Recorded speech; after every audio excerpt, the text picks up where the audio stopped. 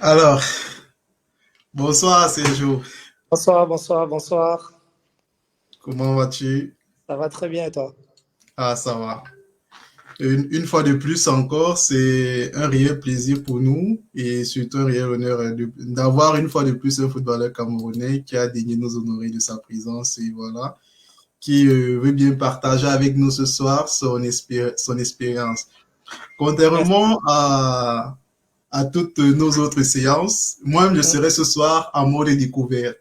J'ai d'accord. pas pu avoir beaucoup d'informations sur ces jeux. Donc, moi, j'aurais tellement beaucoup de questions à poser. J'aurais des informations. Nous aurions, nous tous ensemble, des questions à poser à ces jeux. Mais comme il est de coutume, voilà, je ne pourrais pas m'aventurer dans la suite de ce direct sans toutefois, voilà, vous présenter du moins de façon assez rapide quelques informations pratiques concernant notre invité de ce soir, à la personne de Sergio Barano, qui joue aujourd'hui, depuis, je crois, juillet 2020, pour le Tonnerre de Yaoundé, club de Ligue 1, première division, championnat camerounais. Alors, Sergio, il a 28 ans, grand de taille, bien sûr, 1,90 m, Hmm, avant-centre, et il a une double nationalité, à la fois italien et camerounais. Alors, Sergio, aujourd'hui, Parlement Foot a cet honneur, ce plaisir de pouvoir te compter parmi ses hôtes, parmi hmm. ses invités. Et voilà, les internautes et moi-même, nous serons à l'écoute justement de ton expérience, à l'écoute justement de ta carrière, de ce que tu as pu traverser dans ton parcours de footballeur, où est-ce que tu en es arrivé et aussi ce que tu as vécu comme expérience difficile, pas seulement difficile, mais aussi des expériences qui pourraient éventuellement servir à la jeunesse camerounaise, aux jeunes Camerounais qui sont aujourd'hui en train d'embrasser cette profession qui est le football. Donc, d'entrée de jeu, nous aimerions savoir en fait. Moi, je suis curieux, je vais poser mes questions pas directement sur l'aspect du football, mais pourquoi cette double nationalité italien-camerounais? Tu as des origines italiennes, papa, la maman?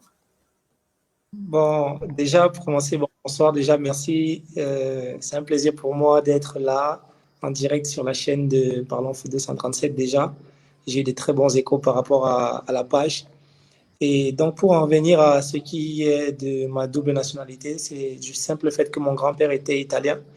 Et il est venu au Cameroun où il a connu ma grand-mère qui, elle, était camerounaise. Et voilà, ma grand-mère, elle a eu son enfant, mon papa, qui a fait un enfant avec une Camerounaise. Et d'où j'en suis né au Cameroun et j'ai grandi au Cameroun. Donc, du coup, j'ai juste eu à hériter de la nationalité italienne, mais sinon, mon cœur est camerounais. Ah, ça fait plaisir d'entendre. Pour ceux qui se poseraient éventuellement la question, voilà, est-ce qu'il est camerounais? Voilà. Nous avons Henri qui a déjà posé une question. Lui, c'est qui? J'espère que d'entrée de jeu, voilà, vous avez un aperçu sur la personne de ces jours parce que moi-même, je découvrais et c'est vraiment le but de la page. C'est vraiment le but de découvrir nos footballeurs, Oui, découvrir du moins les talents qu'on a, les faire connaître au grand public. Pour ceux qui ne les connaissent pas, ça fait toujours plaisir en fait de savoir qu'on a des footballeurs qui jouent un peu de partout et qui sont même pas connus. On aimerait bien justement avoir une visibilité sur ces personnes-là. Alors, euh, moi, je vais entrer un peu dans le vif du sujet en ce qui concerne tes prémices vraiment dans le domaine du football. oui, Honnêtement, on a eu à recevoir d'autres footballeurs qui, certains, ont commencé dans les centres de formation, oui, aussi jeunes, aussi tôt, voilà, 4 ans pour d'autres, 3 ans pour d'autres. Donc, la plupart, du moins, ils avaient cette fibre-là depuis le bas âge. oui. Et d'autres ont commencé le foot de rue. Ils ont eu à perfectionner ce foot de rue un peu plus tard dans des centres de formation, dans des clubs de foot. Oui. Alors, qu'en est-il de ces jours?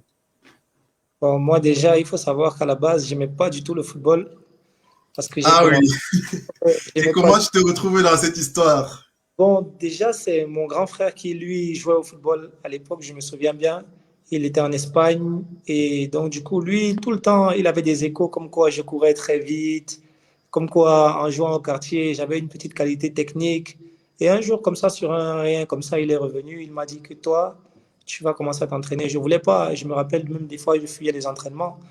Et après, comme ça, j'ai commencé à aimer parce qu'on commençait à apprécier certaines petites qualités que je commençais à démontrer un peu. Et j'ai commencé à prendre plaisir, mais j'ai commencé à jouer au football tard. J'ai commencé à l'âge de 13 ans. Donc, Ah oui, oui, parce qu'à la base, j'aimais beaucoup plus l'athlétisme. ah Tout ce qui oui, est. vu ta grande taille et aussi ta vitesse, ta pointe de vitesse. Voilà, donc, Alors, oui. donc, Sergio a commencé le football réellement à l'âge de 13 ans, par un intéressement voilà, de son grand frère, qui a pu remarquer du moins des qualités, voilà. Et quand tu as à cet âge-là, du moins, et à cette époque, quand ton grand frère décède du moins ses qualités, est-ce qu'il y a un choix qui s'offre tout de suite à toi par rapport à un poste ou alors tu commences à jouer et découvrir où est-ce que tu te sens le mieux à l'aise après?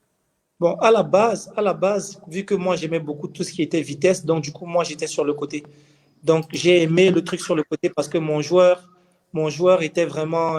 C'était quand j'ai commencé vraiment à m'intéresser à ça, j'aimais beaucoup Ronaldo, le phénomène, le gros, le Brésilien, parce qu'il a Oui, des vitesses qui me fascinaient vraiment. Et des fois, j'aimais juste essayer de faire certaines actions, certaines petites répétitions comme lui.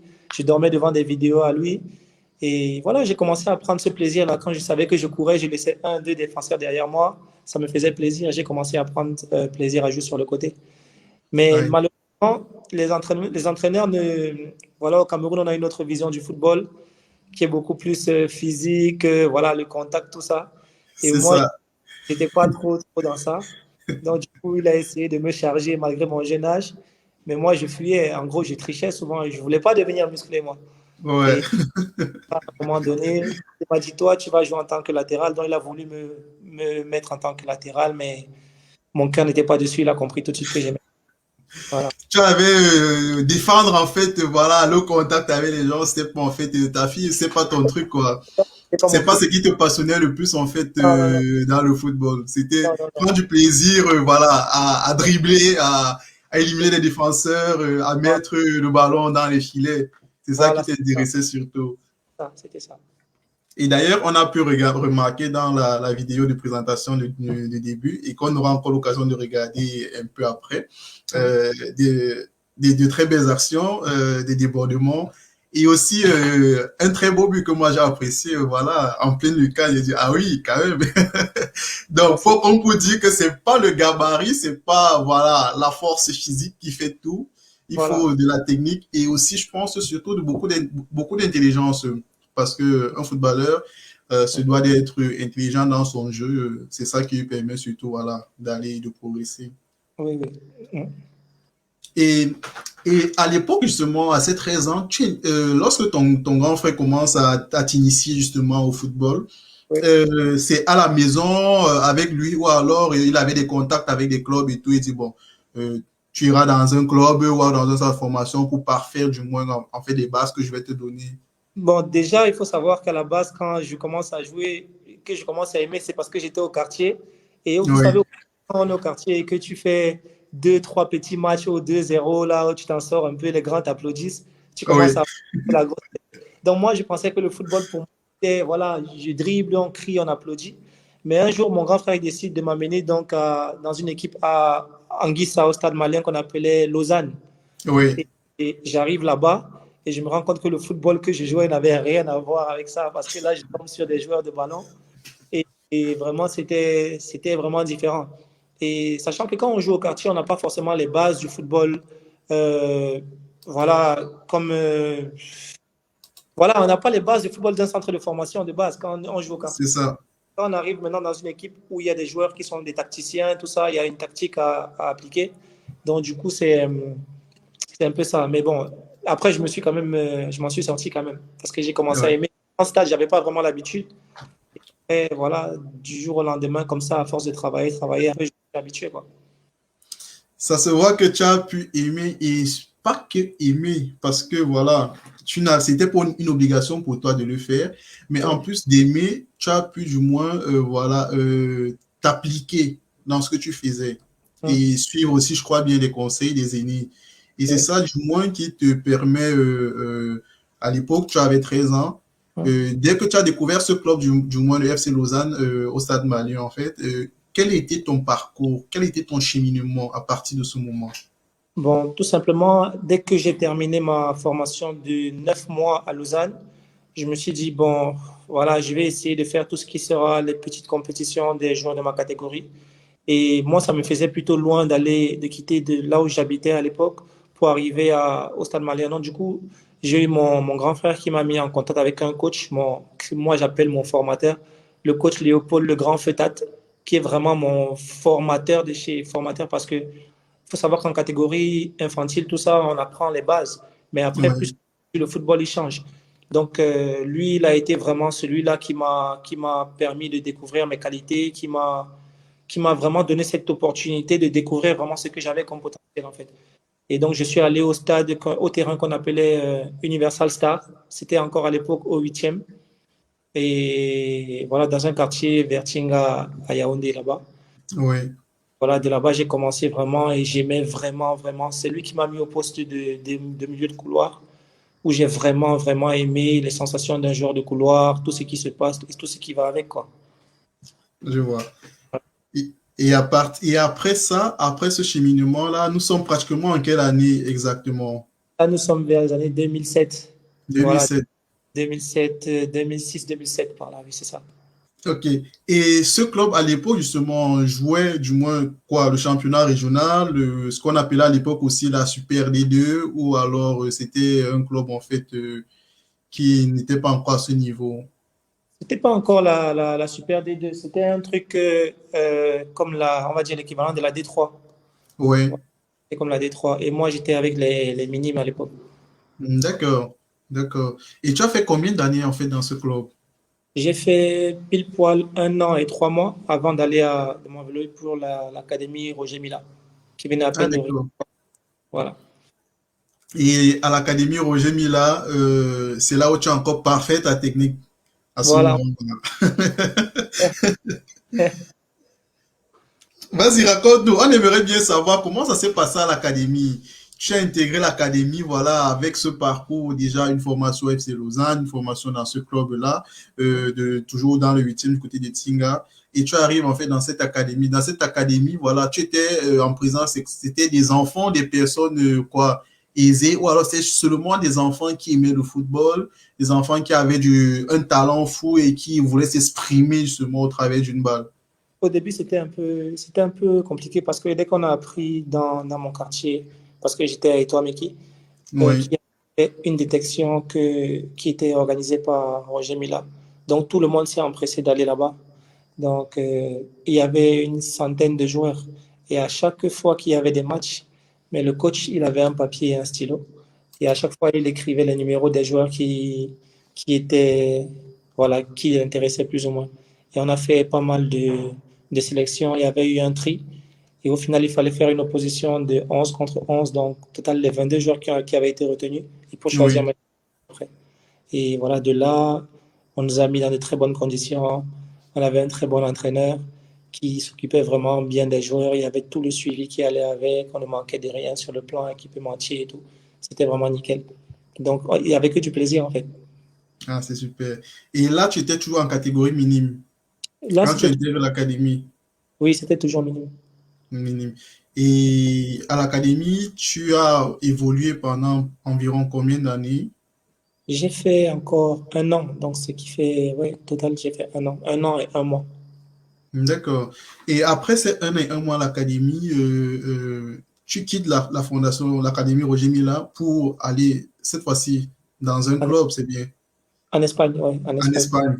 Oui. Et c'était un club de quelle catégorie qui Au début, jouait Au début, quand j'arrive en Espagne, d'abord, j'arrive d'abord pour faire un test à Villarreal. oui, Ça ne passe pas très bien. Donc, du coup, on me propose soit je repars au Cameroun et je continue ma formation parce que, voilà, peut-être il me manquait des trucs à améliorer. Ou oui, bien, c'était soit je continuais dans un petit club voilà, de la zone où on pouvait m'observer et tout ça. Et j'ai fait j'avais eu un petit challenge. En fait, il fallait que je fasse 6 mois dans le club de cette ville-là. J'étais dans la ville de Valence et le club s'appelait Torre Levante. Donc, il fallait à tout prix que je fasse des bonnes prestations pour l'année d'après, voir dans quelle équipe j'allais aller. Et ça s'est plutôt bien passé, grâce à Dieu. Et après, je me suis retrouvé au centre de formation de Levante. D'accord. Et là, tu t'es retrouvé au centre de formation de Levante. Tu as été au centre de formation de Levante pendant environ combien? Déjà, même quand tu arrives en Espagne, c'était en fait du moins ta toute première, ton intégration. Comment est-ce que s'est passée ton intégration déjà? Au niveau même de la langue, au niveau voilà, de la culture, comment les gens se comportent. Et même aussi, qu'est-ce que tu as pu constater de la vision, du moins, du jeu espagnol comparé justement à certaines bases que tu avais déjà eu à recevoir au Cameroun? Bon, déjà, l'intégration, c'était pas évident pour moi parce que j'avais même pas la volonté de parler leur langue. Parce que étant au Cameroun déjà, bon, moi j'étais en classe d'espagnol, mais je comprenais rien. J'étais vraiment, c'était pas mon. Tu étais le genre d'élève, en fait, voilà, dès que le prof d'espagnol entre, on peut jouer le ballon et tout. Des fois, mais j'étais même pas assez court. J'allais même pas assez court. Donc, du coup, ça m'intéressait pas, sans savoir qu'un jour j'allais partir pour là-bas. Donc, du Ouais, coup, arrivé là-bas, la langue, c'était pas facile. Bon, Dieu merci, j'avais mon grand frère à côté de moi. C'est lui voilà, qui me guidait un peu et tout. Et je me suis retrouvé dans une école où vraiment, c'était vraiment pas facile parce que j'étais peut-être on était trois noirs dans tout le oui. collège. Ah Et oui, ouais, dans tout le collège. Et c'était déjà, quand tu passes dans un endroit, les regards sur toi te montrent que tu n'es pas forcément le bienvenu. Mais il faut serrer les dents et puis faire avec, tu n'es pas chez toi. Et puis voilà, tu fais ce que tu as à faire. Maintenant, ça, c'est sur le plan, voilà, tout ce qui est, voilà, dans la société normale là-bas, les Noirs à cette époque-là n'étaient pas vraiment les bienvenus. Maintenant, les choses ont peut-être, certes, évolué et ont changé. Mais à ce moment, c'était vraiment difficile. Maintenant, tout ce qui concerne l'aspect sportif, le football là-bas n'a rien à voir avec le Cameroun. Au Cameroun, quand tu dribbles un jour, 2 jours, l'audience dit ah, il est fort. Là-bas, on te fait comprendre que la passe, c'est le meilleur dribble. Ça élimine une défense, donc tu n'as pas besoin voilà, de te déplacer à courir. On t'apprend le tic. pas besoin de Donc, t'essouffler avec de longues courses, non, voilà, non, pour attraper le ballon. Le jeu est vraiment simple dans ses bases. Une passe, voilà, tu te démarques. Une passe, tu te démarques. c'est ça. Et donc, les entraîneurs, ils ont réussi à me changer ma vision du football parce ils savaient que j'avais déjà pas mal de qualités athlétiques et techniques. Donc, du coup, ils ont juste utilisé ça pour que je sois plus efficace. Sachant qu'au Cameroun, je n'étais pas vraiment efficace. Moi, c'était tout dans l'aspect technique, dribbler, tout ça, machin et tout. Mais Ouais. là-bas, ils ont changé toute ma vision du football. Et j'ai compris que je devais terminer un match toujours à chaque fois, soit avec un but ou une passe. Je devais compter le nombre de tirs et le nombre de centres que je faisais à mon poste pour savoir, parce qu'on était tous notés à la fin. Et à la fin des saisons, on pouvait évaluer en fonction de tes statistiques si tu étais efficace ou pas et on te libère. Ah oui.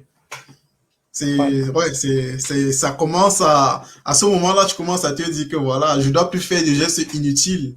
Oui, C'est-à-dire, tout acte que je dois poser sur le terrain, en fait, doit concourir du moins à enrichir mes stats, mais pas seulement, mais aussi à contribuer à ce que l'équipe, en fait, puisse, voilà, s'en sortir et gagner.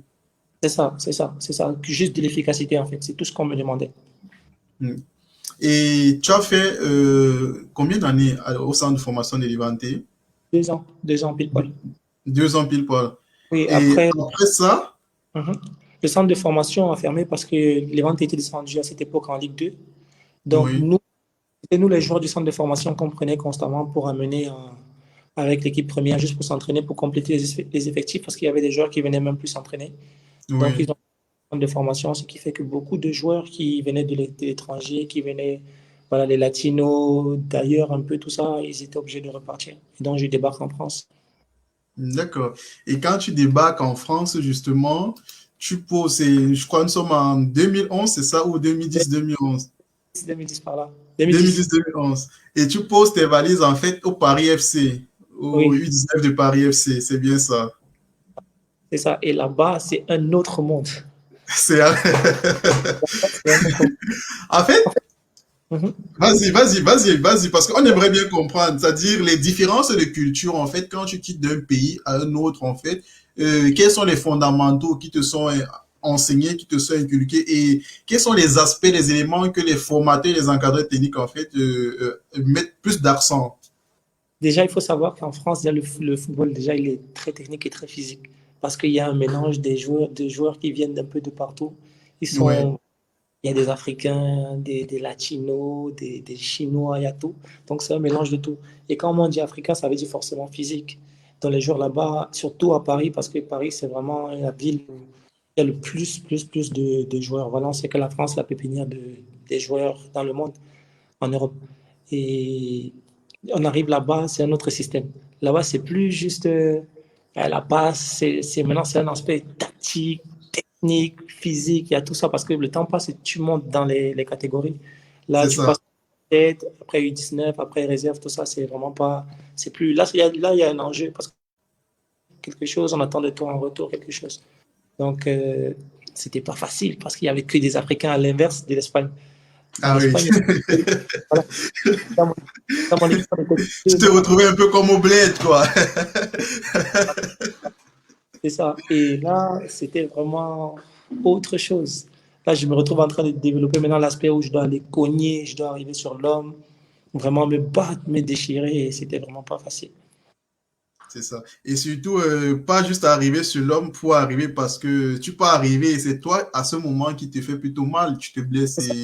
et En fait, tu, il et faut, tu es vraiment payant. C'est l'intelligence, en fait. Comment, voilà. c'est ça, c'est pas Et réfléchir, en fait. c'est ça. C'est ça. Et après, tu as fait, je crois, tu as fait un an avec les U19 de Paris FC. Après, tu es Oui, monté à l'équipe première de Paris FC, c'est ça. oui, c'est ça, c'est ça, c'est ça. C'est ça. Et là-bas, là-bas, Et là-bas, quand tu arrivais en fait, quand tu arrivais à Paris FC, est-ce qu'il y avait du moins des aînés à ton poste? Il y avait la concurrence était assez rude ou alors elle était légère? c'est la première fois que je voyais vraiment ce truc de là, vraiment où on dit concurrence, concurrence, vraiment où il faut te battre pour avoir ta place. Parce que en jeune, tu vois pas ça. Mais là, première, c'est vraiment c'est autre chose en fait. Déjà, quand on a commencé à me mettre avec les entraînements pour l'équipe première, c'était un peu difficile parce que j'arrivais en France où l'hiver était beaucoup plus rude qu'en Espagne. En Espagne, la partie où j'étais du côté de Valence, c'était pas vraiment froid comme ça. Ouais. Donc, à Paris, il y avait un froid terrible. Tu arrives aux entraînements le matin, tu as des gants, tu as un truc jusque-là. Je vois bien le truc. Voilà, et à l'époque, il y avait des grands qui étaient là, mais bon, on t'épaule quand même. On t'épaule, ils étaient là pour t'épauler. Ils te disaient, vas-y, tu peux. Si tu es là, ça veut dire que tu as les qualités pour. C'est Donc, du ça. coup, ils t'encourageaient. Et puis, ça c'est plutôt, voilà, au début, c'était pas facile, mais après, à un moment donné, après, j'ai commencé à gagner un peu en confiance et après, voilà, j'ai joué. Et cette année, tu as joué combien de matchs avec l'équipe première? De quelle équipe cette année-là? L'année Oui, de. oui, de euh, Paris à Paris FC. exactement 11, D'accord.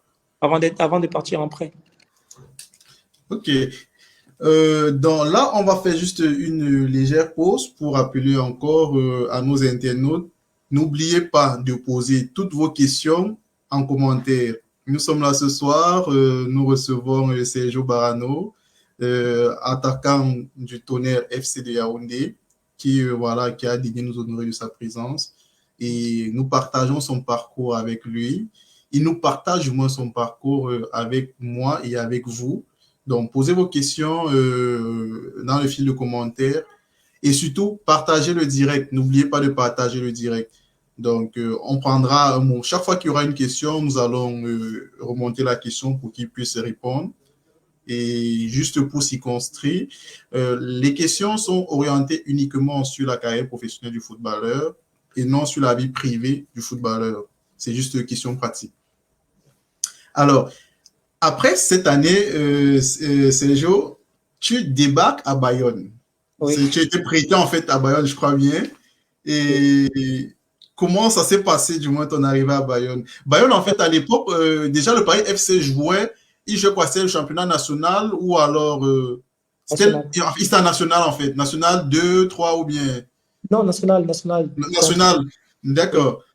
Et Bayonne, justement, tu quittes du Paris FC, tu pars à Bayonne. Bayonne aussi était en national. Oui, c'est ça, ils étaient toujours en national, mais ils étaient très mal dans le championnat, dans le tableau de classification, ils étaient vraiment très mal en bas. Ah oui. Ouais. Et j'avais joué contre eux les matchs allés, Donc, du coup, il y a eu un arrangement qui s'est effectué. Voilà, il fallait que j'ai du temps de jeu parce que les minutes que je jouais avec l'équipe à Paris, c'était vraiment des mégos de matchs. Et donc, il fallait du temps de jeu. Et arriver à Bayonne, c'était vraiment pas facile parce que là, je retombe encore dans une zone où il n'y a toujours pas de Noirs. Ouais. Voilà, là-bas, c'était le Pays Basque. À Bayonne, là-bas, c'est le Pays Basque. Et là-bas, c'est vraiment une zone où même quand tu es français et que tu viens de Paris, on ne t'accepte pas. Donc, c'était difficile et tout. Mais même l'accueil n'était pas si terrible que ça. Mais avec déjà la mentalité du Camerounais de battant, voilà, avec tout ce que tu as traversé, le Cameroun, l'Espagne Oui. et arrivant en France, voilà, disons que ton mental était déjà, tu étais à préparer parce que je pense que en Espagne, ils sont beaucoup moins accueillants en fait qu'à Bayonne parce que déjà là-bas, ça se fait savoir dès que tu arrives. Mais à Ouais. Bayonne, quand même, bon, c'est surtout une intégration en fait culturelle En fait, auquel s'attache. oui, mais en fait, Bayonne, c'est la frontière avec l'Espagne. C'est pareil, en fait. C'est la même mentalité. Ah ouais. À 15 c'est à 15 ça veut dire quand tu prends ta voiture en voiture et à 15 minutes, tu arrives en Espagne. Tu arrives à Ah oui. Bilbao. Donc voilà. Et nous avons une première question, du moins de GV Eric, Mhm. euh, qui aimerait savoir. Mhm. Alors, j'aimerais savoir si tu as eu à jouer pour une des différentes catégories de l'équipe du Cameroun. Donc, je pense qu'il fait allusion à l'équipe nationale. Est-ce que, du moins, tu as déjà eu à être sélectionné ou présélectionné pour l'une des catégories de nos équipes nationales, autant pour moi? Bon, malheureusement, non, parce que j'ai voulu plusieurs fois, mais il y a toujours eu des trucs qui ont bloqué ici. C'était pas ma nationalité. Ou voilà, Oui, il y a des problèmes un peu voilà, sur l'aspect technique que voilà, je ne pourrais pas me permettre de dire ici, malheureusement. ouais. Mais j'ai encore à faire de sélection au Cameroun, avec le Cameroun en jeune, ni en senior pour le moment. Et vu que tu avais cette double, moi je vais poser une autre question qui va dans un autre sens. Vu que tu avais cette double nationalité, est-ce que tu n'as pas aussi été à un moment donné cotisé par l'Italie? Non, pas à ce que je sache. À ce que je sache, non. J'avais appris qu'il y avait, bon, on m'avait proposé un truc, mais c'était pas pour l'Italie. D'accord, d'accord. Donc voilà. Et tu es arrivé à Bayonne, tu as déposé tes valises à Bayonne. Et à ce moment, Bayonne, tu nous as dit, Bayonne est très mal placé au Oui, championnat, vraiment oui, hyper mal. oui, Mais sauf que tu arrives à Bayonne en prêt. oui, Et disons que tu as fait pratiquement une saison en prêt à Bayonne. oui, oui, Et après, tu es reprêté cette fois-ci. oui. Cette fois-ci, tu es reprêté en Allemagne. Non, en fait, là, c'est plus le prêt maintenant, parce que C'est j'ai plus fait le mon, prêt. Ah, tu as été transféré. voilà, parce que Ah, en fait, j'ai d'accord. terminé la saison avec Bayonne. Bayonne descend en CFA, donc en quatrième division. Et il y a un monsieur qui me suivait durant la saison. Moi, je ne savais pas, je n'étais pas au courant. Et il vient, il m'approche, il me demande qui s'occupe de moi. J'ai dit, je suis tout seul, je me gère tout seul. Il me dit, mais Tu comment n'avais ça? pas. Donc, c'est-à-dire, tu n'avais pas d'argent. Non. Tu as fait la transaction, en fait, Cameroun, Espagne. Et comment cela a été géré, en fait? C'est-à-dire, c'est toi-même qui as envoyé les phases même de tests, en fait, dans ces différents clubs. Comment ça se passait vu que tu n'avais pas d'argent? En fait, quand on n'a pas d'argent, c'est un peu plus compliqué, justement, parce que il fallait que je participe à des détections. Et moi, j'avais souvent ce petit truc, voilà, je vais dire, c'est un truc de Dieu que je vais dire que j'ai. C'est que quand je jouais un match, que ce soit amical ou pas, il y avait souvent une ou deux personnes à côté de moi qui me disaient, voilà, toi, j'aimerais que tu fasses ça, ça, j'aimerais travailler avec toi ou toi. Mais ce n'était pas des agents, c'était des intermédiaires. Donc, du coup, D'accord. ces gens se débrouillaient pour me trouver des essais. Et moi, j'allais aux essais et puis voilà, je partais faire ce que j'avais à faire. D'accord. J'espère. Donc, pour juste préciser à ceux qui nous écoutent, donc, Sergio a évolué pendant déjà, il n'était pas prédestiné à faire du football. C'était pas son dada, comme on dit chez nous, quoi. C'était Ouais, vraiment c'était pas son dada. Mais il était, voilà, initié par son grand frère. Et il s'y est mis, il s'y est appliqué. Et il a fonctionné pendant tout son bas âge, en fait, sans, on peut dire, sans réel encadrement parce qu'il n'avait pas d'argent sur le plan, voilà, quelqu'un qui va vraiment pistonner des clubs pour lui, qui va apporter du moins tous ces avantages. C'est lui-même qui négociait du moins ses contrats, c'est lui qui négociait en fait, qui faisait en même temps des détections pour pouvoir, voilà, se vendre auprès de ces différents clubs. Et le monsieur, et à chaque fois, en fait, c'était des gens, du moins, qui te suivaient et qui te proposaient justement des choses. Ah, c'est ça. Et cette fois-ci, tu as été abordé par un monsieur qui t'a fait des propositions pour l'Allemagne. Ouais. Et justement, c'était bizarre parce que c'est là où on dit faut pas juger les gens à l'apparence. C'était un Ouais. monsieur à la soixantaine par là, très simple, petit polo, tout noir, simple, petit short simple, avec une paire de claquettes.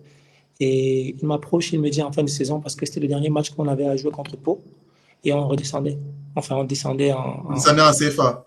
CFA. Et moi, je savais que j'allais pas rester en CFA, il fallait que je bouge de là.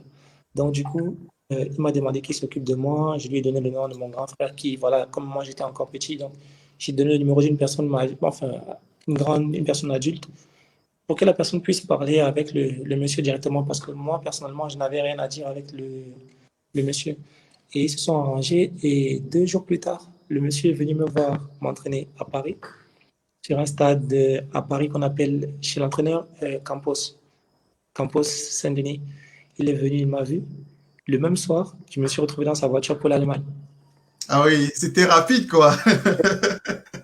Et pendant tout ce processus, ton grand frère suivait du moins de loin, parce qu'en fait, disons que c'est lui qui t'a initié, voilà. Forcément, il devait avoir une certaine vue, voilà, et s'intéresser justement à ton parcours, et même aussi peut-être aux personnes qui se rapprochent de toi. Est-ce qu'à ce moment, il avait du moins, il s'intéressait plus à savoir si ces personnes, c'était pas juste des personnes qui voulaient t'exploiter ou alors, voilà, comme c'est souvent difficile dans ce secteur, dans ce monde-là. Oui, oui, oui, il s'y intéressait beaucoup parce que il voulait vraiment s'assurer que c'était pas des arnaqueurs, que c'était pas voilà, des personnes qui venaient juste pour me prendre de l'argent, des trucs comme ça. Il s'assurait vraiment que les conditions puissent être vraiment respectées au strict détail. Donc, il n'y avait pas de souci par rapport à ça. Ah, ça c'est super. Et, Ça, c'est super. euh, par rapport à Bayonne, ça a été vraiment l'expérience la plus difficile vraiment de toutes celles que j'ai eu à vivre parce qu'à un moment, j'ai habité dans la rue pendant Ah une semaine. oui. Ouais, j'habitais dans la Qu'est-ce cage. qui s'est passé en fait? En fait, c'est que quand je suis arrivé en prêt, en fait, je suis arrivé avant de négocier. Et ils ont dit à Bayonne que pendant toute la semaine de mon prêt, enfin, avant la semaine, avant que je ne signe le truc de prêt, en fait, Oui, pendant une semaine. À, la, à, la, à, la, à cette semaine d'essai, en fait, j'étais en essai. Et au bout de cette semaine, on devait avoir un match amical contre l'équipe de Bastia, qui est en Corse. oui. Et il fallait que je confirme là. Donc, quand je suis arrivé, pendant toute la semaine, tout ce que j'avais à apprendre était à mes frais. Et je suis arrivé, j'ai pas trouvé l'équipe première. Ils m'ont fait m'entraîner avec l'équipe réserve. Donc, c'est de là que j'ai dit que l'accueil à Bayonne, pour moi, n'a pas été le top des tops. Et à un moment Ouais. donné, d'argent. Et il fallait à tout prix que, quand mes parents m'appelaient, ils me demandaient ça va. Je disais oui, oui, ça va. Oui, Pourtant, ça ça allait. va. Je voulais pas Pour les qui inquiéter. s'inquiète pas, c'était pour Voilà, qui s'inquiète pas justement. voilà, voilà. Et je voulais pas qu'ils s'inquiètent et leur montrer que je suis un grand garçon. Je peux aussi me débrouiller. C'est Et ça. je me suis retrouvé à un moment donné, j'habitais dans la cage d'escalier pour prostituer.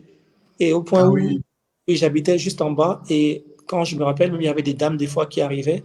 Elles me demandaient si je voulais une couverture, un truc comme ça. Je disais non, non, non, j'attends quelqu'un. En fait, elles pensaient que j'étais là en train d'attendre, mais sans savoir oui. qu'en fait, là, En parce que fait, je c'est dormais. là que tu dormais et tout. Ouais, c'est là que je dormais. C'était vraiment pas facile. C'était pas facile parce que l'équipe en elle-même n'avait pas d'argent. C'était Ouais. vraiment. Et il fallait que je me débrouille. Il fallait vraiment que je me débrouille. Et c'est au bout de la semaine d'essai qui a été validé après le match contre Bastia, où ils me font le truc, le contrat fédéral, et ils me disent, Oui. bon, tu vas rester toute la demi-saison, et après on va voir ce qui va se passer. Donc, c'était vraiment pas facile. Après, il fallait que je cherche comment j'allais faire pour vivre, parce que l'équipe ne payait pas. C'était Ah oui, attends. Donc, tu étais, pour que les internautes comprennent bien, tu as été prêté en fait à Bayonne, mais tu n'avais pratiquement pas d'entrée. non, Même parce que l'équipe, le club ne t'a même pas attribué un logement, genre même une chambre pour te dire que voilà, tu peux ils m'ont rester dormir. ils m'ont donné une chambre après que j'ai signé. Et ils m'ont Après que donné tu aies signé. Ah, oui, d'accord. ils m'ont donné la chambre. J'étais avec 6 joueurs. On était 6 dans Ah oui. ouais, on dormait à 3 dans les lits. Et c'était vraiment, vraiment compliqué. Et c'est là qu'on a mis la pression au Paris FC. On a dit, mais je ne peux pas venir après. Et puis c'est là qu'ils ont commencé à me verser mon argent après. Ah oui. Mais alors, ce qu'on peut retenir en fait de cette expérience, tout du moins désagréable, parce que au moins un footballeur vit une expérience désagréable pendant son cursus. Mm. Et le but, c'est aussi, je crois bien, c'est de se forger un mental et de se dire que voilà, si j'ai un objectif, un but à atteindre, ne baissons pas les bras. Mm. Continuons, allons de l'avant, il faut oser. Et devant les difficultés, nous l'avons vu samedi dernier avec Samuel Lane, Ouais, devant les difficultés, voilà, c'est le moment où tu dois te dire que tu dois justement, voilà, avoir un mental d'acier, te dire que tu sais ce que tu vaux et tu sais vers quoi tu dois tendre et mettre le paquet pour pouvoir atteindre tes objectifs dans ce sens-là. Et ça c'est ça. aussi, c'est une leçon de vie pour nos jeunes frères qui vont nous écouter et qui veulent embrasser ce monde qu'est le football, qui puissent déjà savoir que le parcours ne sera pas totalement facile pour eux. Il y aura des embûches, il y aura des difficultés, mais Mm. c'est à eux de savoir si ils ont vraiment la niaque pour pouvoir aller de l'avant dans ce sens-là. Oui, c'est ça. C'est pas facile, hein. Le chemin est, voilà, est fait des cailloux. Donc, ensuite, tu te retrouves en Allemagne. Alors, nous sommes toujours curieux. Moi, particulièrement parce que, disons, tu as fait, en l'espace de 3 ans, tu as fait 3 championnats différents. C'est ça. Espagne, la France et ensuite l'Allemagne. Et le club où tu te retrouves en Allemagne, c'est un club de quoi? De quatrième division? Ils étaient en troisième division Troisième et division. ils sont descendus en quatrième division et après, ils ont fait que chuter. Oui, et là-bas, là-bas, alors là, c'était vraiment. C'était, Déjà, on comprend que l'intégration, une fois de plus, au niveau de la langue, c'était pas la mer à boire. C'était quelque chose aussi assez compliqué. la langue, c'était tout un combat. C'était un combat, la langue là-bas, c'était vraiment. L'allemand, c'était pas une langue que voilà, Que que tu je. affectionnais Non, particulièrement. D'où, puisque tu nous as d'ailleurs dit que tu as fait espagnol au lycée, donc ça se comprend. voilà, donc je n'avais aucune ambition de parler un jour cette langue-là. Oh Et là par là contre, là là. l'accueil là-bas des dirigeants était vraiment, il était vraiment superbe parce que ils m'ont tout de suite vu comme quelqu'un qui pouvait venir les aider, qui pouvait Oui, renforcer mon poste offensif et tout. Et voilà, ça m'a vraiment mis en confiance parce que quand tu as la confiance d'un staff qui compte sur toi, donc forcément, tu as envie de leur donner aussi en retour beaucoup de ta personne. Donc, du coup, c'est ce que je tout à faisais. fait. Tout À à fait. l'entraînement, durant les matchs, tout ça, c'était vraiment ce que je faisais. Et la Et mentalité. moi, du coup, je me pose une question. J'aimerais savoir, avant que tu nous partages un peu ton parcours en Allemagne, Mm. est-ce que durant ton trajet d'Espagne et en France, ça t'arrivait du moins, est-ce que tu étais en contact avec des grands frères qui jouent au football aussi dans ces championnats, même dans les équipes, voilà, et qui essaient de voilà, te donner des conseils dans ce sens, essaie un peu de te faire du mentorat, sorte de voilà, tu arrives dans ce, voilà comment ça se passe, te tenir un peu la main, sachant que toi, tu n'avais vraiment pas de personne en fait qui pouvait te faire comprendre quels sont les rouages, qu'est-ce qui se passe, voilà, et tout, Oui. voici comment il faut procéder, voici comment il faut pas, voici ce qu'il faut pas faire. Est-ce Mm. que tu as pu entrer en contact des grands frères, par exemple?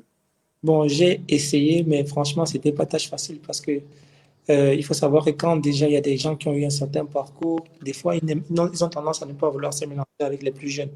Oui, Et des fois, si tu tombes sur une personne qui est, voilà, qui est sympa, qui ne se prend pas la tête et tout, elle peut te donner un conseil. Et c'était le cas notamment pour le grand frère qu'on appelle Charlie Fomen, qui lui m'a donné des conseils et tout. Et il y en a eu encore deux autres, le grand Banning, Albert Banning. Albert Banning. Et Oui, voilà, ça tombe bien que tu en parles. D'ailleurs, Albert Banning était notre premier invité. C'est lui qui a fait justement la session d'ouverture du lancement de la page officielle. Et je oui, profite pour faire un big up à ce grand frère parce que je témoigne et je confirme exactement ce que tu dis. C'est quelqu'un qui est vraiment assez sympa. Quelqu'un qui est oui, assez sympa. C'est quelqu'un qui est ouvert et qui est vraiment disponible. Ça, Moi, je me confirme. franchement, je l'ai connu à Paris et à Paris, là-bas, il s'entraînait chez Campos, justement.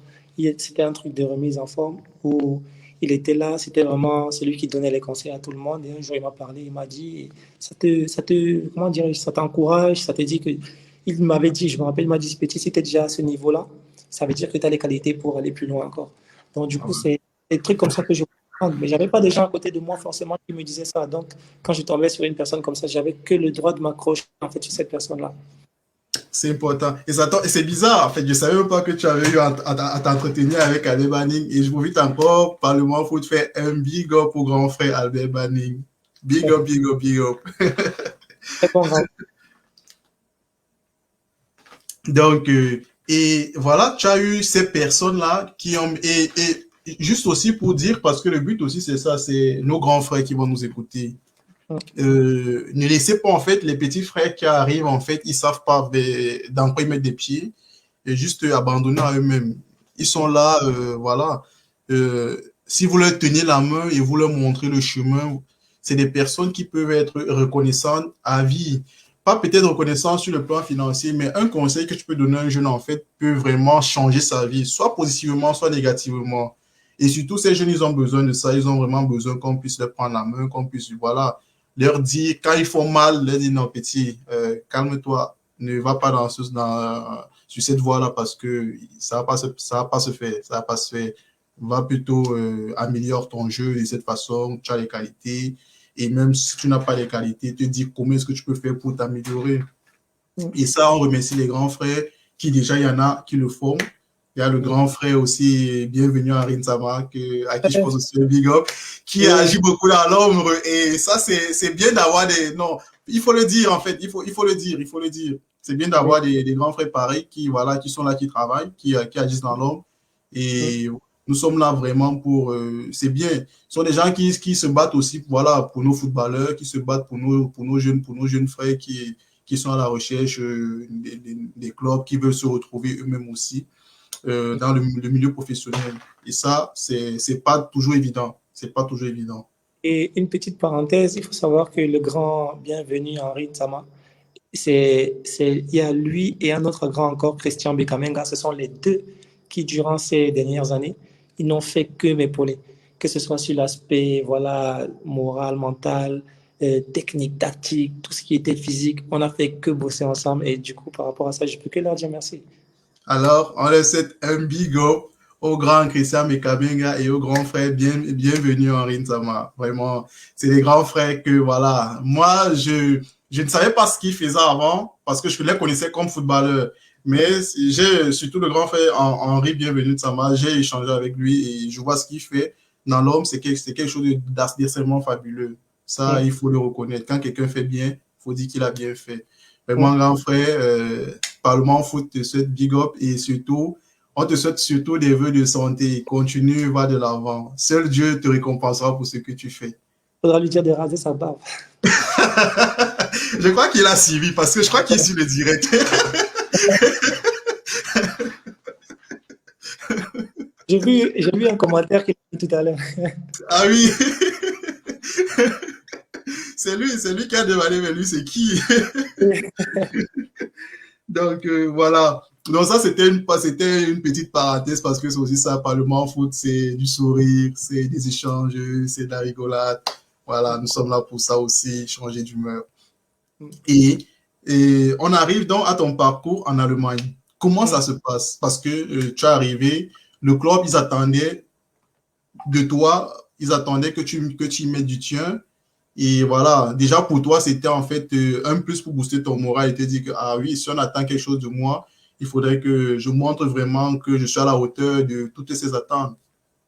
Oui, et justement, au début, quand je suis arrivé, il fallait vraiment que je m'impose parce qu'il faut savoir qu'en Allemagne, enfin, en général, en Europe, quand tu es un homme de couleur, on attend de toi le double, voire même le triple de ce que les gens font à ton poste. Il faut que tu fasses encore plus que les autres. Donc, du coup, je suis arrivé en Allemagne.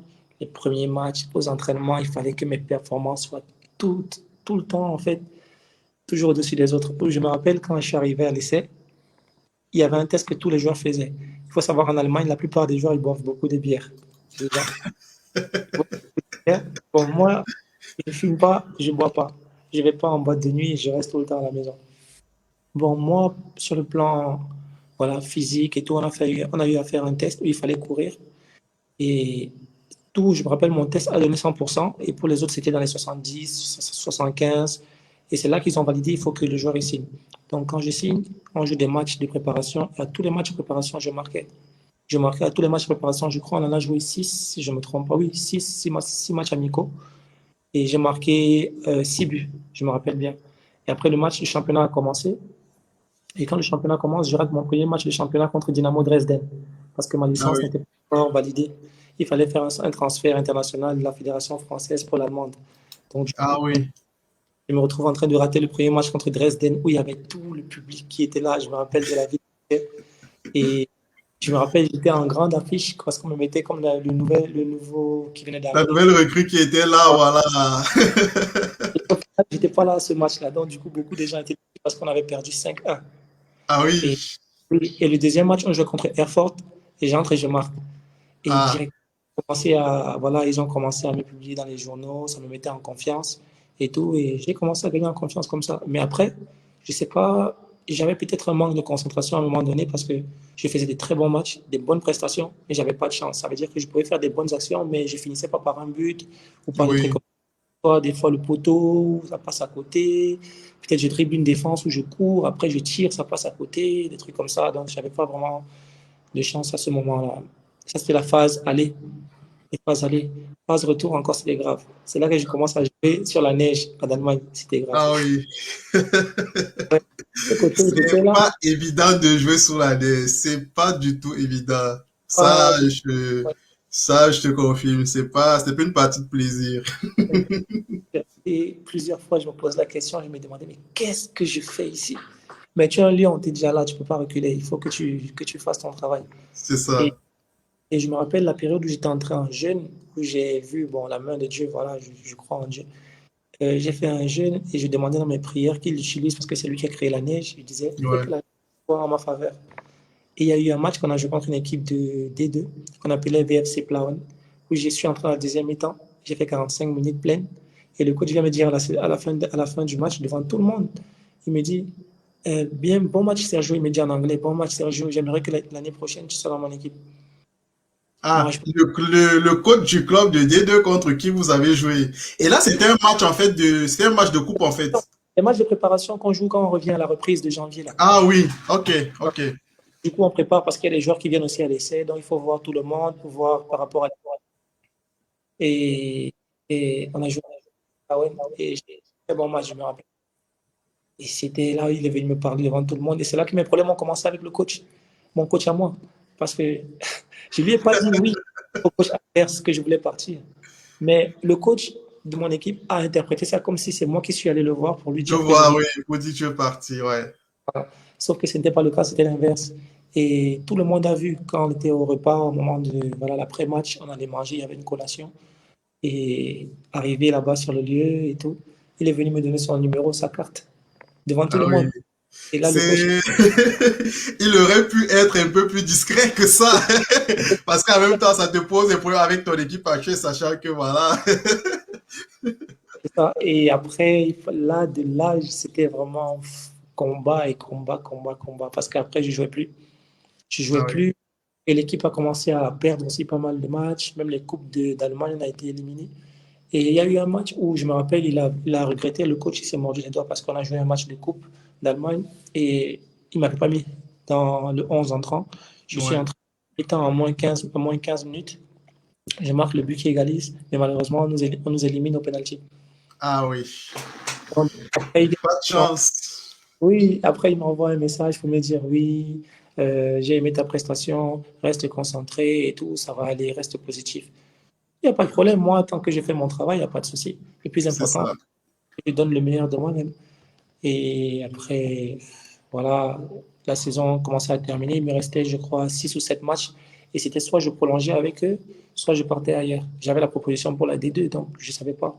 Donc le monsieur qui m'avait fait arriver en Allemagne, le monsieur un peu âgé, Oui. qui venait en Allemagne, il me dit, ne prolonge pas ton contrat avec eux.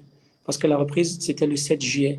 Donc, j'ai joué les matchs qui restaient là. Je faisais des bonnes prestations. Je faisais vraiment. Tout le monde me demandait de venir l'année prochaine. C'était les entraîneurs qui venaient me voir tout de suite après les matchs pour me dire après, l'année prochaine, tu es libre, tu viens dans mon équipe. Ça m'est arrivé au moins 4 à 5 fois. Donc, du coup, je ne pouvais pas accepter sans consulter le monsieur qui m'avait fait venir en Allemagne. Oui. Donc, je lui ai dit, il m'a dit, ne prolonge pas, j'ai mieux pour toi. Je lui ai demandé, c'est quoi le mieux pour moi que vous avez? Parce que c'est quoi? Il y a Plauen qui a joué, contre qui j'ai joué en amical. Il y a qui? Il y a Mark Frenstadt, il y a d'autres équipes. Il me dit, t'inquiète pas, c'est moi qui gère. Et Sergio, pour ceux qui, je veux qu'on fasse une petite pause pour ceux qui nous retrouvent et qui ne savent pas. Sergio, en fait, il évolue depuis, il n'a pas d'argent. C'est la providence. Et il est son propre agent. Sergio évolue depuis son parcours Cameroun, Espagne, France, Allemagne. Il n'a pas d'argent. Et il est toujours approché à la fin de ses matchs par des personnes qui apprécient son travail, qui apprécient en fait justement ses qualités de footballeur. Et le monsieur dont il parle, en fait, c'est le monsieur qui fait quitter de Bayonne en France pour l'Allemagne. Donc, je vais te laisser continuer. Je sais vous mettre les autres dans le même sujet. Et donc, du coup, c'est le monsieur qui me donne la possibilité de venir en Allemagne. Il me dit, ne prolonge pas ton contrat, je vais trouver mieux pour toi. Et moi, il était convenu qu'à la fin de la saison, que je lui donne une somme, parce qu'il ne m'a rien demandé à la signature. Donc, Oui, j'avais gardé la somme qui lui était destinée, en fait. Et je lui ai écrit en fin de saison, vers peut-être le 16 juin par là, je lui demande alors comment on fait. J'ai l'argent avec moi, il faut que je vous rende l'argent. Il me dit, il n'y a pas de souci, je suis en Turquie, je te rappelle dès que je reviens. Il était parti pour négocier le contrat de 2 ou 3 joueurs à lui. Donc du coup, j'attends. Le club me met la pression parce qu'il me loge. Ils me disent, tu oui, ne prolonges pas. J'ai dit, franchement, je ne sais pas. Il faut contacter le monsieur et tout ça. Il le contacte, mais ça ne passe pas parce qu'il est en Turquie, donc le numéro ne passe pas. il passe pas, ouais. On m'a dit, bon, il va falloir que tu partes voilà, du truc pour voilà, de la maison où on t'a mis parce qu'il y a des joueurs qui vont aussi arriver. Qui Vu que va je ne arriver, voilà. peux pas prolonger avec nous, donc il va falloir qu'on- c'est là que je décide de prendre mes affaires, de rentrer en France, sachant que l'année prochaine, j'aurai forcément un truc mieux. Donc, je garde l'argent qui lui est destiné au monsieur qui m'a permis d'aller en Allemagne. Oui. Et je suis en France, l'été est en train de passer, on arrive déjà au mois d'août, ma tête chauffe, je ne dormais pas la nuit, je Tu n'as réfléchissais pas de nouvelles et tout, et le mercato est là, rien. rien. Rien, rien. Et moi, maintenant, je commence à appeler les équipes contre qui j'ai joué qui me voulaient. C'est moi qui commençais à appeler. Et je demande, voilà, est-ce que vous vous rappelez l'attaquant comme ça, qui avait tel numéro, tel dossier et tout. Je donne mon nom. Et ils entrent dans mon transfert market. Ils disent, oui, on se rappelle de toi, on se souvient de toi, mais c'est pas avec toi qu'on a causé. C'est-à-dire qu'on causait avec toi pour te dire qu'on était intéressé, mais la personne avec qui on parlait par derrière, c'était le monsieur qui s'occupait de mon truc derrière. Donc, du coup, c'est avec lui il faut causer. Je savais plus trop quoi faire. Et Ah j'avais oui, ça. Attends, je sais pas, c'est l'été, il fait chaud, il fait beau, tu reviens en Allemagne, il faut donner de l'argent aussi à la famille, il faut faire des... c'est ça. Je me suis retrouvé en train d'enlever une partie de l'argent. Et quand il revient, j'avais enlevé l'équivalent, je crois, de 1000 euros. 1000 Oui, euros, dans ce que je devais lui donner. Et après, il me demande, quand il revient en Allemagne, il m'appelle. Je vois un numéro qui m'appelle inconnu, je demande c'est qui. Après, il me dit, ouais, c'est lui. Est-ce qu'on peut se voir en Allemagne? Il voulait que je vienne à Cologne et que je lui apporte ce qui lui était dû. J'ai oui, dit, j'aimerais bien revenir, mais sauf que j'ai utilisé une partie de l'argent pour, voilà, pour gérer certains besoins. c'est Il a ça. raccroché et puis il m'a plus jamais fait signe pendant 2 ou 3 mois. Et un Ah jour, comme ça, oui, il me dit, prends ton train, tu viens en Allemagne, à Cologne. J'arrive à Cologne, il fait que je m'entraîne avec un préparateur physique. Pendant une semaine, le préparateur physique avait le temps d'évaluer mon niveau. Et le lendemain, il me dit, prends le train, tu viens à Berlin. À Berlin, je vais te faire un essai dans une équipe de troisième division. J'ai dit, ok, pas de souci. Je prends le train, j'arrive, on me reçoit bien, on me loge dans un petit hôtel. Voilà, on me dit, tu vas manger là, tu vas dormir là pendant le temps de ton essai. Quand ce sera conclu, on va gérer le reste. J'ai dit, pas de souci. Il y avait un joueur camerounais qui était là-bas, je ne vais pas dire son nom, parce qu'il a été d'accord.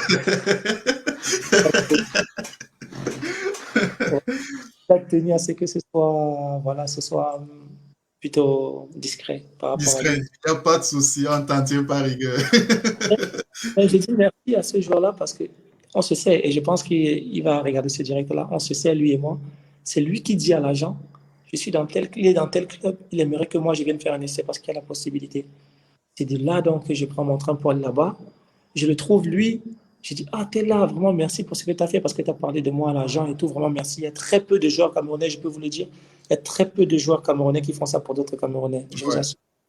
Donc, il a parlé de Surtout moi. si vous êtes en concurrence, surtout si C'est vous ça, êtes en concurrence. sur des plans offensifs, un plan offensif en plus. Donc, du coup, je suis arrivé. Lui, il était déjà logé, on lui avait donné sa maison.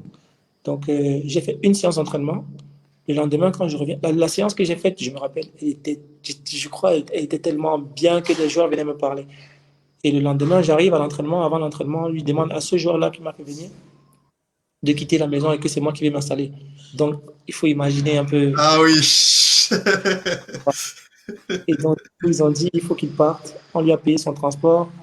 Je l'ai accompagné à la gare de train. Et il est parti. Ça m'a fait de la peine parce que je savais que La j'étais là. peine, ouais, parce que c'est lui qui t'a fait venir et tout. Voilà. Et vraiment, j'étais quand même mal qu'elle est partie parce que je me suis dit, mais si je n'étais pas venu, il serait resté Il sûrement là. serait là resté. Et c'est ça, c'est ça. Mais bon, après, bon, c'est la réalité de la vie. C'est le foot. Et puis, on veut toujours forcément ce qui est un peu. Peut-être quelque chose de meilleur aussi, voilà, était prévu pour lui devant. Oui, Que s'il a pu faire ce geste assez, assez déjà remarquable, voilà, certainement, il devait avoir des portes plus grandes pour lui devant. voilà, parce qu'après, il a signé en Suisse et j'étais trop content. Ah, voilà. Voilà.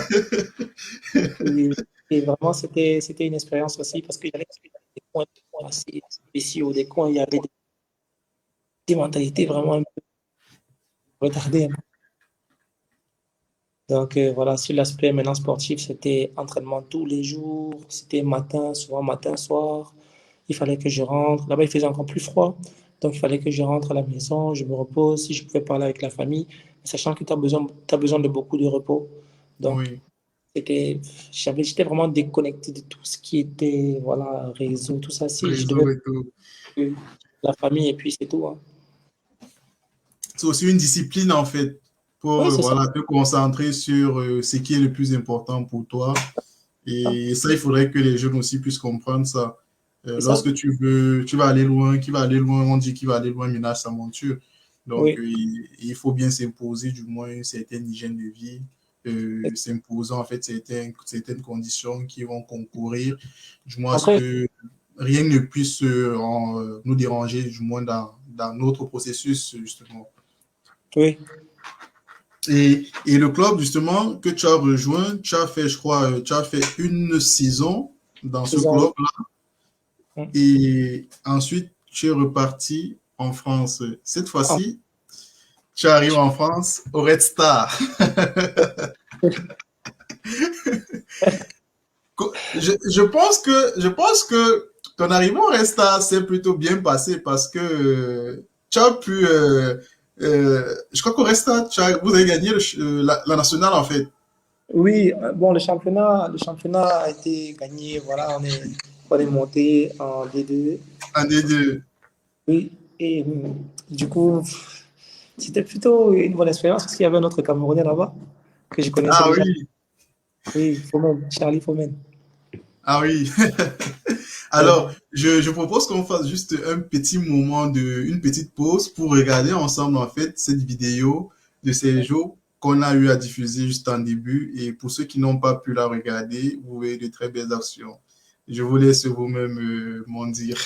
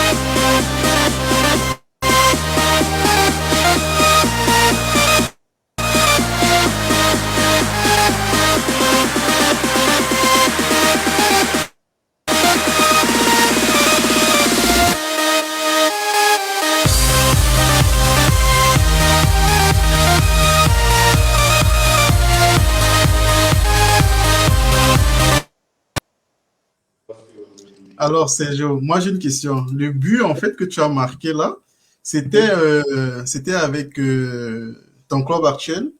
oui c'est ça, c'est avec le tonnerre. Ah oui, parce que l'action, elle est vraiment superbe. C'est-à-dire, le défenseur loupe son, il loupe son dégagement, il loupe en fait l'intercession qu'il veut faire. Et toi, tu contrôles, tu files en fait, et le gardien, il sort, sauf que par la contre tu reçois la surface et tu le mets juste au bon moment. C'était Ça, contre elle est Dragon. bonne. Équilibre parfait, et le ballon est bien passé à la lucarne. Merci, merci. C'était contre Alors, Dragon de voilà l'équipe de voilà de Yaoundé la Dragon. ah, c'était contre Dragon, c'est ça? C'était contre Dragon, oui, c'est ça.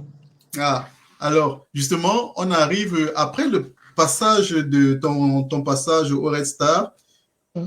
tu reviens avec tes valises au pays, en terre natale. Alors, pour Bon, déjà, certains, pour certains, ça va sortir en fait de l'ordinaire. Tu vois, on va dire, mais pourquoi est-ce qu'il n'a pas continué avec les opportunités qu'il avait et tout? Pourquoi il est revenu au pays? Pourquoi il est revenu alors?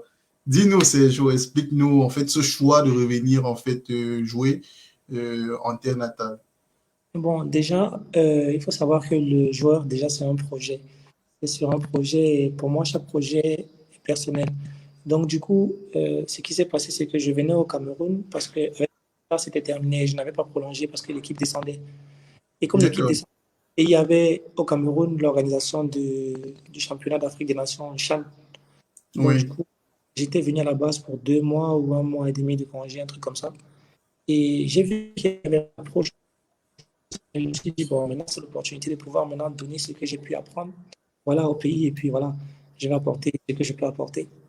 Et c'était ça l'objectif, c'était par rapport au CHAN. Et au final, avec les trucs de Covid, tout ça, je me suis retrouvé là, les frontières qui étaient fermées, n'ayant pas mieux là-bas Mais ouais. que de rester comme ça. Il faut être en activité. Et c'est chez moi, on n'est jamais mieux ailleurs que chez soi. Donc, du coup, c'était une opportunité pour moi voilà, de me ressourcer. Voilà. Ici au Cameroun, on travaille beaucoup et je me suis dit, je vais tout donner, quoi. Je vais essayer par rapport au Chan. Donc, c'était ça l'objectif. Et pour jouer au Chan, il fallait être un joueur local. C'est ça. C'est ça. D'où le fait de mon choix de tonnerre. Alors, c'était pour toi, c'était une déception fait de ne pas avoir été sélectionné pour le Chan, ou alors c'était le moins pour toi de te dire, bon, si tu n'as pas été pris, c'est que voilà, il y a encore peut-être des manquements, il y a des choses que tu dois encore améliorer peut-être pour les prochaines échéances. L'aspect qui m'a, je ne vais pas dire qui m'a fait mal parce que voilà, je suis un battant, je suis un guerrier, mais ce qui s'est passé, en fait, c'était pas sur le plan sportif, c'était sur le plan administratif. C'est ça qui a Oui, bloqué. Parce qu'en fait, j'étais arrivé au tonnerre depuis le mois de septembre et ouais. l'équipe, heureusement, n'a pas eu à faire les démarches par rapport à mon transfert international. Donc, ce qui fait que sur le plan médiatique, j'appartenais au tonnerre, mais sur le Oui. plan administratif, je n'étais pas dans les trucs du tonnerre. Donc, j'étais pas éligible. Ah oui, ah, dommage. Ouais, là on se retrouve bien en fait chez nous quoi, avec les procédures Bon, administratives qui sont pas soit faites au bon moment, soit qui traînent un peu et qui parfois pénalisent justement. On l'avait déjà vu avec Albert lors du premier passage en fait de Parlement, le premier direct de Parlement, des procédures administratives en fait qui sont là, qui traînent et tout et qui parfois voilà, joue à la défaveur du moins de l'athlète qui, lui, il n'a rien demandé de tout ça et qui veut juste pratiquer ce qu'il aime, quoi. c'est ça, c'est ça. Et donc, du coup, ça m'a un peu. En fait, j'étais pas triste du tout, mais j'étais quand même un peu touché parce que je me suis dit, j'aurais pu apporter quelque chose, un petit quelque chose voilà, dans le truc et tout, et voilà, montrer ce que je pouvais faire. Mais c'est pas grave, moi, je me dis tout ce que j'ai fait, bon, peut-être qu'il y a un truc qui est meilleur derrière qui se C'est prépare. ça, c'est ça, c'est ça. Et aujourd'hui, en fait, c'est quoi le projet du tonnerre, en fait? Le projet du tonnerre tourne autour de toi. Comment ça se passe, en fait, dans ton nouveau Bon, club? dans le tonnerre, déjà, il faut savoir qu'il n'y a pas vraiment un joueur qu'on va considérer comme étant un pilier parce que tous les joueurs vraiment sont importants. Donc, il n'y a pas de projet qui tourne autour d'un seul joueur. Autour d'un seul joueur. Voilà. Mais ce qui se passe, c'est que moi, j'ai besoin de temps de jeu. Donc, à travers ce temps de jeu, je peux montrer ce que je peux faire et puis me faire découvrir par le public, voilà, pas que camerounais, mais même ailleurs. Parce que qui Oui, sait, si les entraîneurs nationaux ne sont pas en train de regarder les championnats et tout ça.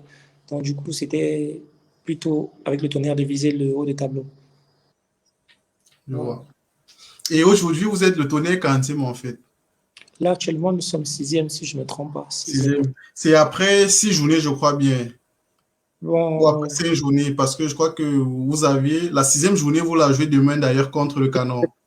ah non, oui, c'est ça. Ah, on vous souhaite vraiment le meilleur pour cette rencontre de demain. Ah, merci.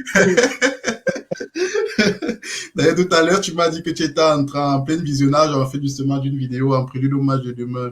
Et Oui, on te oui, oui. souhaite vraiment que, voilà, que le match de demain se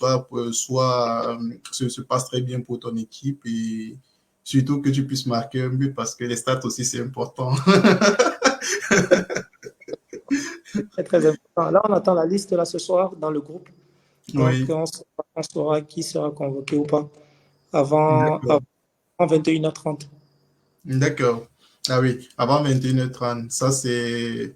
Sachant que nous sommes ici déjà à 21h et c'est 21h30 heure du Cameroun, il faut bien préciser pour ceux qui ne savent pas parce que nous sommes en décalage horaire d'une heure. Donc, après, je ne sais pas, les internautes, est-ce que vous avez posé vraiment vos questions à Sergio? Il est là pour ça. Il est là pour répondre à toutes vos questions. Et moi, je me demande aujourd'hui, en fait, si tu avais un conseil à donner à la jeunesse dans ce sens-ci, s'il fallait faire un choix, si jamais ils étaient confrontés à faire un choix d'évoluer à l'étranger plutôt que sur le plan local, quel conseil en fait tu pourrais leur donner et pourquoi en fait tu leur conseillerais cela? En fait, moi, je leur dirais que au Cameroun, on forme, c'est vrai, bien, mais la vision du football ici est beaucoup plus différente que celle en Europe déjà pour commencer. Donc, ils devraient peut-être gagner sur le plan athlétique et physique ici, mais aller en Europe, c'est vraiment quand tu sais que tu as déjà de bonnes bases, tu as déjà un temps de jeu, voilà, qui est assez considérable parce qu'on va demander aux joueurs quand il arrive dans un club combien de matchs tu as eu à jouer en championnat, par exemple. On veut savoir si tu es prêt, si tu n'es pas prêt. Et maintenant, quand tu es là-bas, et c'est l'idéal, c'est l'idéal pour tous les joueurs. Tous les joueurs Ouais, africains de partir ça en c'est Europe. vrai. Ça c'est vrai. Ça Il c'est faut, vrai. moi, je les encourage à y aller, mais dans de bonnes conditions. Parce qu'il y a Dans des les bonnes agents, conditions. heureusement, qui viennent voilà, faire des coups, malheureusement, à certaines familles, et ça les arrange pas trop. D'accord. Et peut-être c'est l'une des raisons pour lesquelles, voilà, durant tout ce processus, tu as travaillé en fait pratiquement sans argent. Tu travaillais, toi-même, tu étais à l'origine, voilà, des pistes Hum, des clubs qui allaient éventuellement demander tes services pour les saisons qui allaient débuter. Et hum, ça, c'est vraiment un parcours assez atypique parce qu'on n'a pas encore vu depuis que nous sommes là. On avait vu avec le grand frère Albert qui, lui, par le biais d'un ami, a aussi rencontré du moins un agent à un moment donné qui lui a permis de découvrir en fait d'autres opportunités. Et ça, c'est ouais, vraiment quelque chose d'assez important. hum, Et mon souhait, c'est surtout que voilà, qu'on puisse à un moment donné avoir justement aussi pour nos joueurs un système d'argent qui, voilà, une recherche, c'est bien beau parce que l'argent va travailler forcément pour lui, mais qui ne recherche pas premièrement l'intérêt, mais qui, voilà, veut valoriser du moins, voilà, son client, veut valoriser son joueur et surtout trouver des meilleures opportunités pour qu'il puisse mieux s'exprimer parce que ce qu'on oublie, c'est que si ton poulain parvient à mieux s'exprimer et voilà, est dans de bonnes conditions, les revenus derrière ne pourront qu'être bénéfices pour vous deux. oui, c'est ça. Donc, voilà.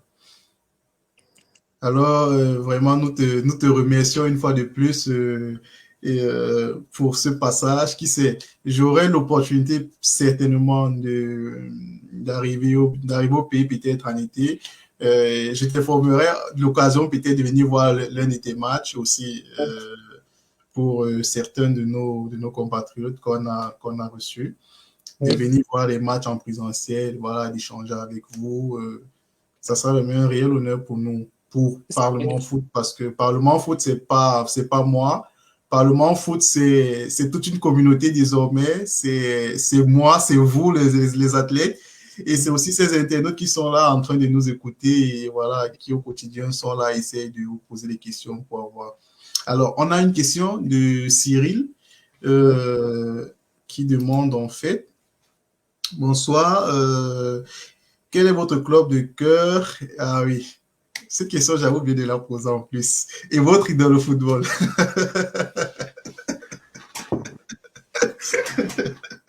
Bon, Merci Cyril pour la question. Ça, je l'avais oublié en plus.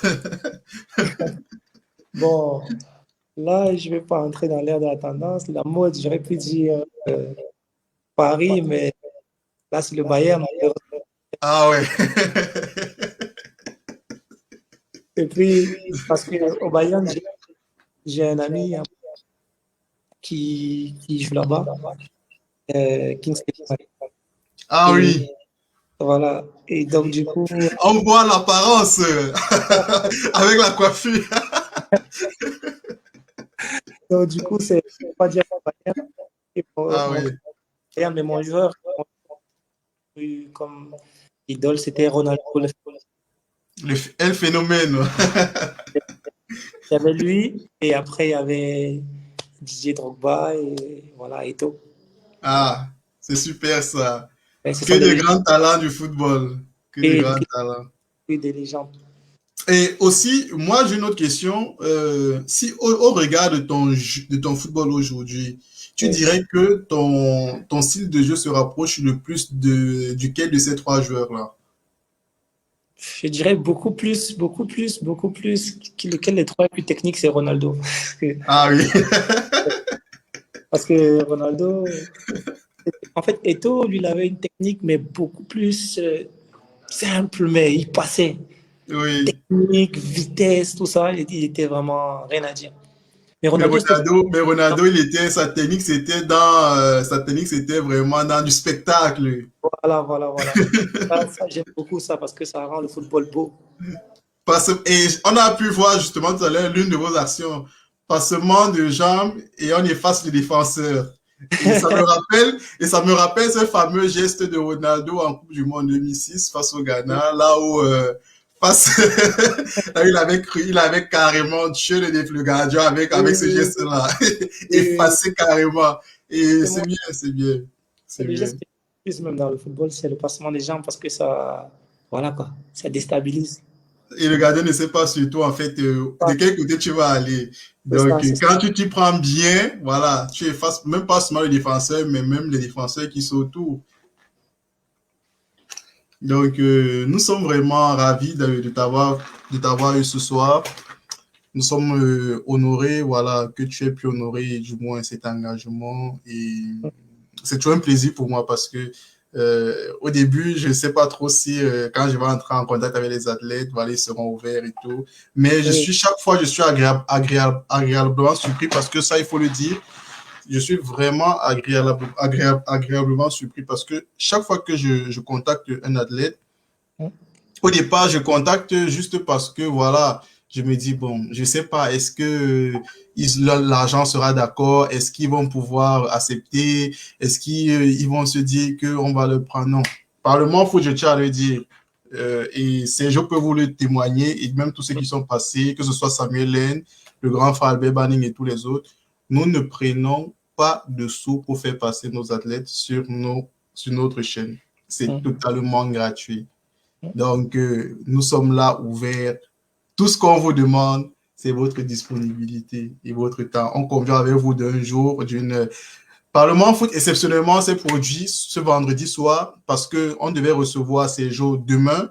Mais étant donné qu'il y a un match demain de championnat contre FC Canon, j'ai préféré avancer l'interview parce que dimanche, c'est un peu juste.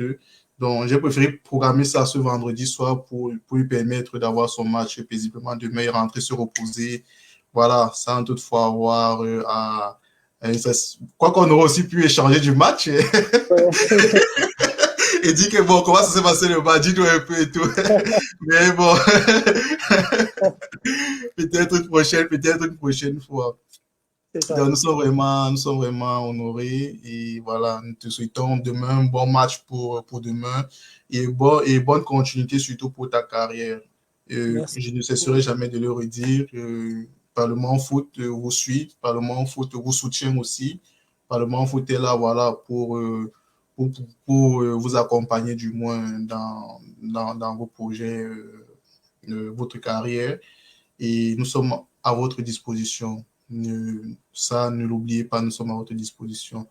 Et la semaine prochaine, samedi prochain, nous avons du moins un athlète qui va passer. Pour le moment, je ne vais pas l'annoncer. Ça sera une surprise. Mais vous aurez les informations d'ici lundi concernant l'athlète. Pourquoi pas dimanche même d'ailleurs. Mais on a déjà quelqu'un qui va passer samedi prochain. Et je l'ai dit, nous allons ramener du moins le direct à 18h30. 18h30, c'est 18h30 heure du Cameroun.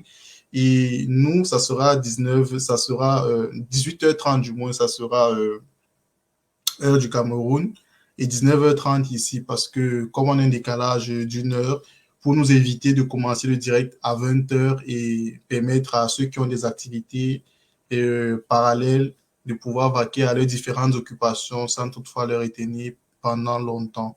Donc, nos prochains directs, pendant tout l'été même d'ailleurs aussi, seront ramenés 30 minutes et un peu avant, c'est-à-dire 18h30 au lieu de 19h. Et ça sera 18h30 heure de Paris. Non, 18h30, ça sera heure du Cameroun et 19h30 heure de la France. C'est bien ça. Donc, Sergio, nous te souhaitons une bonne soirée. Bon match pour demain, bon début de week-end et vraiment que la providence du Seigneur qui t'accompagne depuis le début de ta carrière continue vraiment de te guider et te montrer le chemin. Merci beaucoup, le plaisir est toujours partagé et puis voilà, on est en contact à tout moment, je suis là, il n'y a aucun problème, c'était très très agréable. Ah merci, ça fait plaisir. Alors, à tous nos internautes, nous vous souhaitons une bonne soirée et nous vous souhaitons aussi par ricochet, vu que nous ne sommes pas ensemble demain, nous vous souhaitons bon début de week-end. À nos frères musulmans qui ont commencé avec le jeûne, nous vous souhaitons aussi bon début du jeûne de Ramadan. Et je fais un coucou à Kitaka par là. Donc, ah oui, et Cyril dit, et son maillot dédicacé. Voilà, on a une coutume, on a déjà 3 joueurs qui nous doivent des maillots dédicacés, mais c'est parce que je ne suis pas au pays. Quand je serai au pays, je vais récupérer tous ces maillots. Voilà. La coutume, en fait, de Parlement en foot, c'est que après chaque direct, nos invités doivent nous offrir un maillot qu'on doit faire gagner du moins à nos différents internautes. Et ça, je l'avais oublié pour ce soir. Donc, est-ce que du moins, on pourra avoir un maillot dédicacé de la part de Sergio pour nous faire gagner ce maillot à nos différents internautes? Ne vous inquiétez pas, je n'ai pas encore organisé le jeu. J'ai organisé le jeu, mais je ne l'ai pas encore diffusé pour le moment parce que je ne suis pas encore en possession des maillots. Donc, quand j'entrerai en possession des différents maillots, je vais lancer tous les différents jeux. Et là, on les fera gagner à tous nos internautes. Soyez-en sûrs. Et les maillots seront acheminés à tous ceux qui seront gagnants de ces jeux. Donc, est-ce qu'on aura un maillot dédicacé de la part de Sergio à cet effet? Bien sûr, bien sûr. Ah, alors le rendez-vous est pris. Cyril, tu as eu la réponse. On aura un maillot dédicacé de la part de Sergio. Et ça, voilà, on organisera le jeu et on fera gagner ce maillot-là d'ailleurs. Merci à tous pour votre présence ce soir. Merci à Sergio une fois de plus et nous vous souhaitons à tous bonne soirée. À bientôt. Abonnez-vous sur nos pages, sur nos réseaux sociaux, partagez et chaque fois que nous serons en direct, vous recevrez la cloche de notification pour vous dire que nous sommes en direct. Alors, merci de votre présence et surtout, merci de votre confiance que vous mettez en nous au quotidien et toutes les semaines qui passent. Salut, ciao, ciao. Ciao, merci beaucoup encore. Bonne soirée. Bonne soirée, Sergio.